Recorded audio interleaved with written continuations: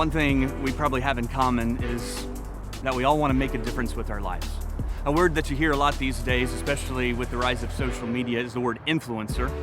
And I think all of us on some level want to live that kind of life. And the question is, how do we do that?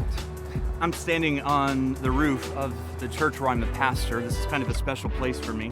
More than 20 years ago, when I was an intern at this church, I remember climbing up here early in the morning and just looking over the city and praying that God would use me in some way to make a difference, but I had no idea how.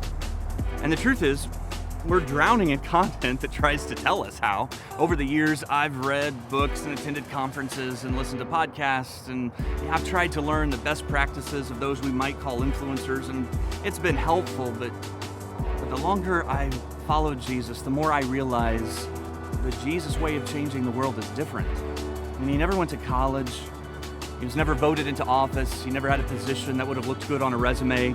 He didn't have thousands of friends on Facebook or Instagram. He wasn't TikTok famous. He didn't have a YouTube channel. Pretty sure he never even started a podcast. So how did he do it? And as I read through the Gospels with this in mind, it just seemed clear to me Jesus changed the world one at a time.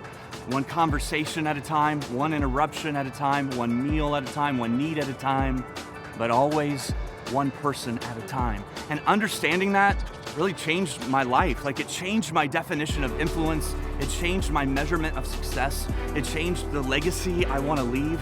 It became the reason I get out of bed in the morning. And so my prayer is that together, as we study the life of Jesus, we will learn that each of us today will have an opportunity to live a one-at-a-time life. It is the Jesus way of changing the world.